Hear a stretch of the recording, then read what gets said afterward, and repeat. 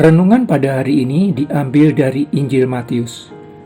Demikian firman Tuhan yang disampaikan di dalam Matius 7 ayat 15-23. Waspadalah terhadap nabi-nabi palsu yang datang kepadamu dengan menyamar seperti domba, tetapi sesungguhnya mereka adalah serigala yang buas.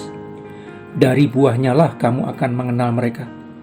Dapatkah orang memetik buah anggur dari semak duri atau buah ara dari rumput duri?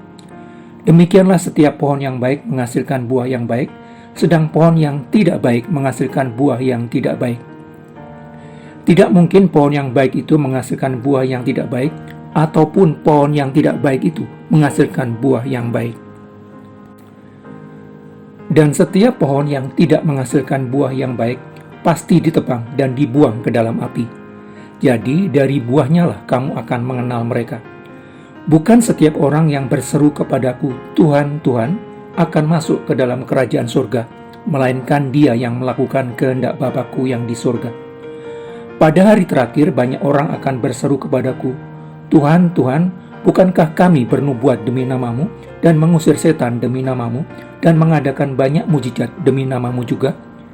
Pada waktu itulah aku akan berterus terang kepada mereka, dan berkata, Aku tidak pernah mengenal kamu. Enyahlah daripadaku, kamu sekalian pembuat kejahatan.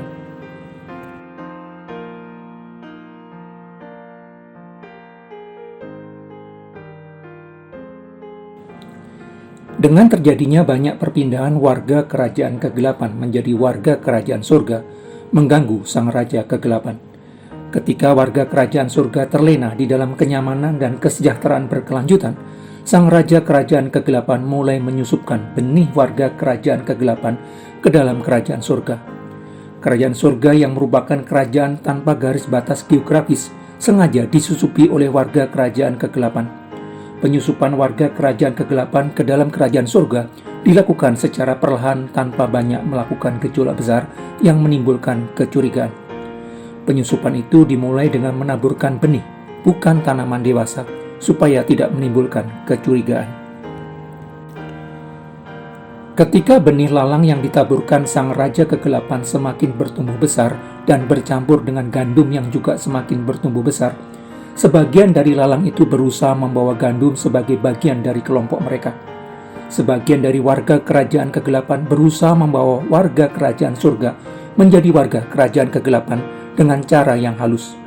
Sebagian dari warga kerajaan kegelapan itu berusaha menjadi pemimpin bagi warga kerajaan surga dengan menyamar menjadi nabi. Seorang nabi adalah juru bicara Allah. Tugas seorang nabi adalah menyampaikan apa yang ingin disampaikan sang raja kerajaan Allah kepada warga kerajaan Allah. Dengan demikian, seorang nabi harus menyampaikan firman Allah kepada warga kerajaan Allah untuk dijadikan panduan hidup di zaman di mana warga kerajaan Allah tersebut hidup. Sebagian orang disebut sebagai nabi palsu karena jabatan mereka mengharuskan menyampaikan firman Allah, tetapi mereka tidak melakukannya. Mereka menyampaikan suara si jahat dengan cara memelintir firman Allah. Mereka menyampaikan suara dunia di mimbar yang seharusnya digunakan untuk menyampaikan firman Allah. Sang raja kerajaan Allah memperingatkan warga kerajaannya tentang keberadaan nabi-nabi palsu itu. Itu berarti keberadaan nabi palsu merupakan bagian dari fakta kehidupan rohani yang harus dihadapi warga kerajaan Allah dari zaman ke zaman. Sesuatu yang selalu ada di sekitar kehidupan warga kerajaan Allah. Karena itu sang raja kerajaan Allah memperingatkan, waspadalah. Tujuan para nabi palsu berada di dalam komunitas warga kerajaan Allah adalah menjauhkan warga kerajaan Allah dari sang raja kerajaan Allah. Karena itu penting sekali setiap warga kerajaan Allah selalu waspada. Berbeda dengan yang dihadapi oleh Elia, di mana para nabi Baal teridentifikasi dengan jelas, para nabi palsu akan menyamar seperti domba. Hal ini menunjukkan bahwa tidak mudah mengenali para nabi palsu ini. Mereka tidak akan menunjukkan dengan jelas identitas asli mereka. Malah mereka berusaha mengelabui dengan menjadi bagian dari komunitas warga kerajaan Allah. Yang membuat lebih rumit adalah keberadaan mereka sebagai nabi, menunjukkan bahwa mereka memiliki posisi sebagai pemimpin, bukan warga biasa. Para nabi palsu akan menduduki posisi-posisi terhormat di dalam komunitas warga kerajaan Allah. Mungkin para nabi palsu itu berjubah pendeta, guru agama, penginjil, atau pengkhotbah.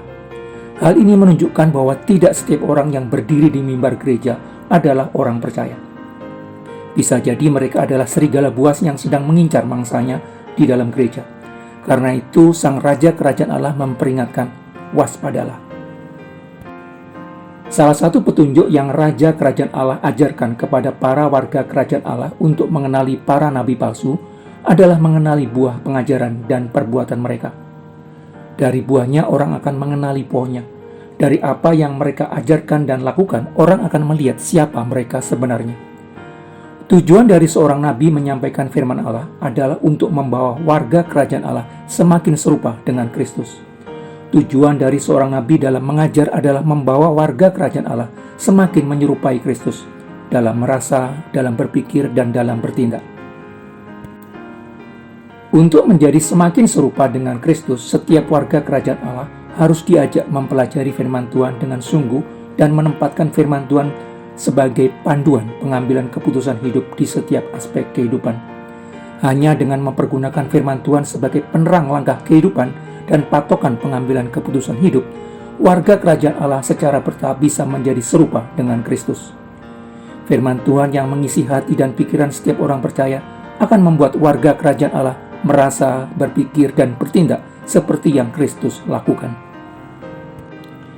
Jika apa yang diajarkan oleh seorang pengajar di dalam komunitas warga Kerajaan Allah membuat orang yang diajar semakin mirip dengan dunia, tujuan hidupnya, ukuran pencapaian hidupnya, dan cara hidupnya, maka pengajar tersebut adalah nabi palsu. Jika apa yang diajarkan oleh seorang pengajar di dalam komunitas orang percaya tidak ada bedanya dengan nilai-nilai orang yang tidak mengenal Allah, maka pengajar tersebut adalah nabi palsu. Karena ketika seseorang mengidentifikasi dirinya dengan nilai-nilai orang yang tidak mengenal Allah, orang tersebut pada dasarnya adalah warga kerajaan dunia.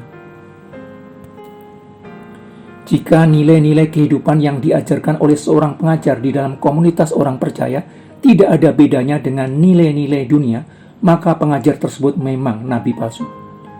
Bagian yang sulit dalam mengenali nilai-nilai dunia yang dibawa para nabi palsu ke dalam lingkungan warga kerajaan Allah adalah pelintiran makna yang dibuat para nabi palsu dan bungkus kalimat manis yang diambil dari perbendaharaan Kristen seperti berkat Tuhan untuk menyamarkan mamon.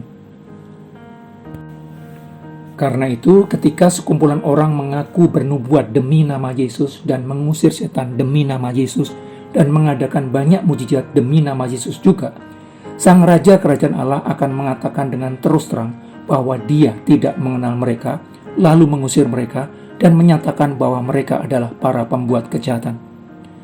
Mengapa semua kegiatan pelayanan spektakuler yang dilakukan orang-orang yang luar biasa tersebut dinyatakan Yesus Kristus sebagai kejahatan?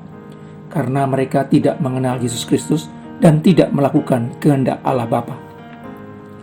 Ketiadaan hubungan pribadi dengan Yesus Kristus membuat mereka tidak melakukan kehendak Allah Bapa di dalam pelayanan mereka. Mereka memperalat Kristus untuk kepentingan pribadi. Itu sebabnya Yesus menyebut mereka sebagai pembuat kejahatan. Para nabi palsu memperkenalkan Yesus seperti yang diinginkan oleh sebagian besar warga dunia. Yesus si pembuat mujizat, Yesus si pengusir setan, Yesus si penyembuh segala penyakit, dan Yesus sang pemberi kelimpahan harta benda. Padahal Yesus Kristus datang untuk menebus dosa umatnya. Dan yang dikehendaki Allah Bapa adalah supaya setiap orang percaya kepada Kristus yang telah diutusnya. Allah Bapa mengendaki setiap orang percaya melakukan apa yang Kristus katakan.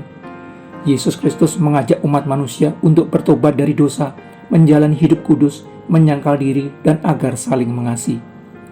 Karena itu, sebagai orang yang ditarik datang menjadi warga kerajaan Allah, membangun hubungan pribadi dengan Sang Raja Kerajaan Allah merupakan keharusan.